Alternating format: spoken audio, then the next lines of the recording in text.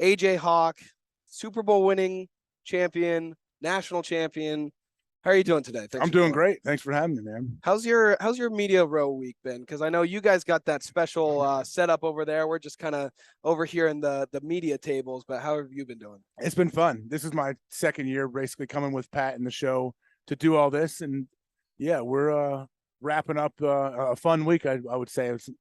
We got out here Sunday and been here every day. Last year, we only came for, I think, Wednesday, Thursday, Friday of Radio Row. So it was cool to kind of see it all. When did you guys get out here? We got out here Tuesday. Okay, yeah, like so you've seen it. It's kind of the momentum builds all week, like leading up to the game. Like today, there's way more juice, way more energy in here than there was 3 days ago. AJ, take me back to your time at Ohio State with the Buckeyes, especially winning the national championship with them. How special is that place to you? How special are those memories as you look back? Oh, it's awesome. I mean, I live in Columbus still. A lot of my buddies I played with are either have come back or stayed in town, and yeah, it's everything. I mean, I don't know what I've said before. Like, I'm not sure what my life would have looked like if I didn't go to Ohio State. Like the relationships the people I've met. I got to play for Jim Tressel, one of the greatest coaches ever, and greatest humans ever. Yeah, I came in my freshman year and we went 14-0 and won the national championship. So I was very lucky to be in the right place at the right time around some great dudes and learn from some upperclassmen at the time that really set the tone for all of us. And Ryan Day and what he's doing there, like we just talked to CJ Stroud today, and he's an impressive dude, really impressive. So I think hopefully they just continue to keep going on their way, and hopefully they get another 1 or 2 national championships here in the next couple of years. So I'm absolutely crazy about college football. What does Ohio State do so well? What's the culture that they have in there? What separates them from pretty much, you could argue, maybe 5-6 programs are in their same category? Yeah, as long as you're in like that handful of teams that have a chance, or that are people, I guess, mentioned when they think of college football, which Ohio State I think is in that right now. I think the standard is why it's an awesome job to have as a head coach if you're Ryan Day. But also at the same time, you can't lose one game. You lose one game and the world's ending, because everyone expects you to win every single game and win the national championship every year. And that's what you want. You want the standard there. They built it there for a reason. And you want to make sure you stay there, because it's easy to fall off that mountaintop, no question. But you also, with college football now, it's crazy. You got recruiting's always been the thing, but now with NIL and all of that, how that works, I think they're all trying to figure it all out. And I guess the next probably 5 to 10 years will be cool to see like how everyone figures out the new landscape for college football. And AJ, with your time with Green Bay and of course Super Bowl champion there, take me through what the week leading up to it is like. What these players for the Eagles and Chiefs are going through as they get ready. I'm sure they're dying to get out there on the field as they get ready for the Super Bowl. Oh, it's Friday now, so yeah, they can't wait. Yeah. So there's always, and there is now, like we had 2 weeks before, so we beat Chicago in the NFC Championship. Had a week of practice in Green Bay, and then flew out here, I believe, Sunday, a week before the actual Super Bowl. And we try to keep it as normal as you can, have your normal like Monday, Tuesday kind of off day. That was the media day back then. But then Wednesday would hit, and that's like our normal install meetings, all the stuff that you try to simulate exactly what practice would be like in Green Bay during a normal week. But you feel it. You feel like it's a different thing. We were staying in a hotel trying to be somewhat secluded and all this, and then you bust into practice and doing all that. It's different. It feels like a bowl game in college a little bit, but you realize it's the biggest bowl game ever that you've been dreaming about playing. So I think as the week goes, kind of like I was saying earlier here, like you see the momentum build of all the people coming in, the energy and the excitement. I think the players feel that each day that gets closer, like, all right, like finally, when the week starts Monday, Tuesday, you feel like it's 2 years away. Like, man, yeah, we're in the Super Bowl, but it's never going to get here. And by the time Thursday and Friday roll around, you're done with practice Friday, you realize this is it. This is real. We're finally going to play, but then you still have a couple of days left. You got to find a way to get some rest and still try to make it somewhat normal.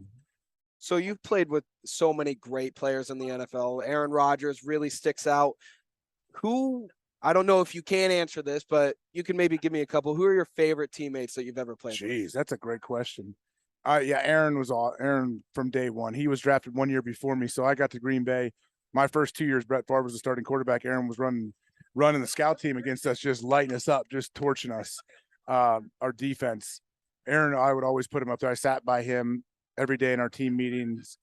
Just happened the first day. It's like how the meeting rooms work, and the main team meeting. First day, he had a seat open next to him, and I'd already known him a little bit and talked to him. So I sat next to him. So bam, that's my seat for 9 years then. and a big part of why I think we have a close relationship. But you just saw a guy just bear hug me, Pac-Man Jones. I played with Pac-Man, and I was in the Bengals for one season. I love Pac-Man. He's one of those guys that every single day at practice, like the standard that Pac-Man would set.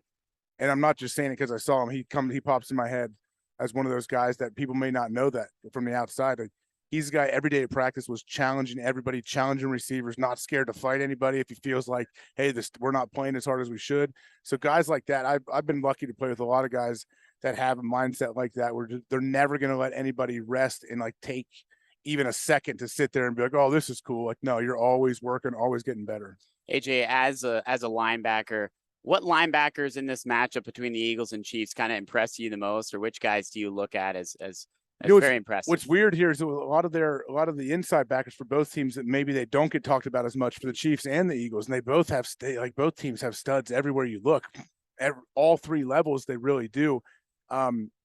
Obviously, we worry about like the guys who get paid are outside rushers, outside backers, DNs, those guys that their job is every snap to get after the quarterback. But the inside guys could have a big impact on this game because if you're struggling on the tackles, like if you're struggling rushing on the tackles, what are you going to do? You're going to try to mix it up to send some of those inside guys to get people uncomfortable. Maybe a guy comes free one time. That's when you get those big strip sack fumbles or something that could change the course of the game. And I think, especially early on for the Chiefs, hopefully they want to find a way to create negative yardage plays and put the Eagles behind the sticks, make Jalen throw, even though he throws an unbelievable deep ball, make him sit back there and they want to get after him a little bit. But I hope on both sides, the inside backers, I think they will make plays, but I think they deserve some more credit, honestly. So you transition fully from the player to the media, and I listen to the Pat McAfee Show pretty religiously, so I hear you guys a lot. What has that transition been like, going from player into media? I know it's becoming a lot more common now, but you took a little bit of a different route going towards that podcast, live show, talk show. Yeah, I guess just because I was a fan of podcasts and I listened to people's podcasts, and I had my own for a while before I started doing everything with Pat.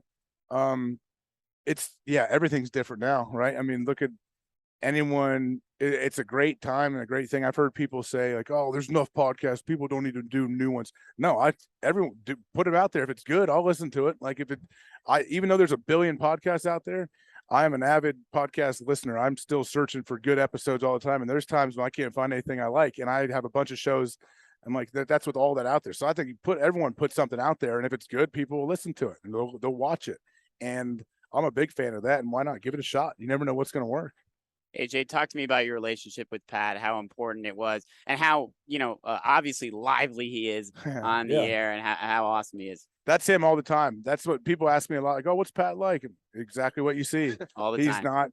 He says all the time, like, what you do in the dark will come to light. Like, that's he lives that. There's no off camera, off mic guy. Whatever you see is very, very authentic. And I think that's why I have so much respect for him. And he's ultra talented. There's no one like him on the planet that can just not only how he views things, but how he can talk and how he can make anything fun and funny and also very like insightful. Like there's no one like him. So it's awesome. So this is more of a personal question for me, but we're both Notre Dame fans. Yeah. How awesome is Brady? Brady's the man. He's not out here right now. He's left Radio Row before I've gotten here. I've been texting with him. First off, have you seen him out here at all? I haven't. No. Oh, geez, you guys might faint. The dude's a 6'4", tan year round, super handsome dude. He's every time I see him, which I see him all the time, like he feels taller and bigger than before. Like he's super smart dude, super funny guy too. Like I'm very lucky because I married his sister. My father-in-law is the man. He is awesome, and Brady is like a real brother to me. So I'm very, very thankful. AJ, last one for me, starting off with the Pat McAfee Show and seeing where it's gone from now and obviously how much it's exploded. Did you expect that going into it? Did you expect this to get as big as it got? I didn't expect anything. No, I usually go into anything with no expectations. I try to, and just try to do what I enjoy and do what's fun and what feels right. But no, I didn't expect it. But I think early on, I definitely knew, like when I used to come on to his show 3 years ago, when I would call in as a guest, I would see the response I would get.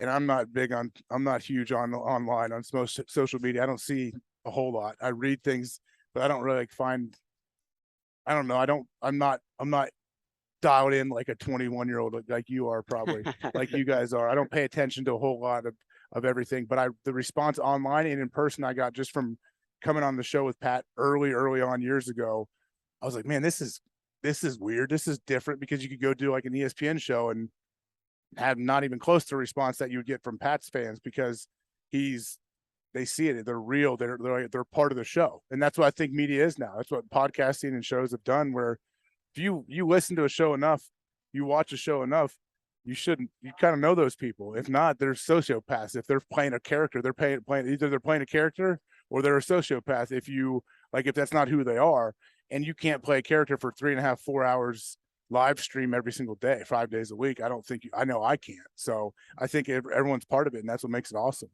So just our final question before we wrap it up. We've been asking everyone, what's your prediction for the game? I just came to this a little bit ago. I said Chiefs. Have you predicted on the show? Yeah, we just did. Yeah, Okay, we waited all week. Yeah. Okay, yeah. Waited all week to say I'm 30. I said Chiefs 33, Eagles 27. So I know a lot of people, I still love the Eagles. I love what they do. I love Kelsey up front. I love their whole O-line, but I just like Patrick Mahomes and Travis Kelsey and Andy Reid and Chris Jones. I think tonight a little bit more, I guess, Sunday night a little more. Awesome. Well, Super Bowl champion, college football national champion, AJ Hawk, thank you so much for joining. Thank you guys. Appreciate it. For Sam Davis, I'm Danny Scott. We'll be right back.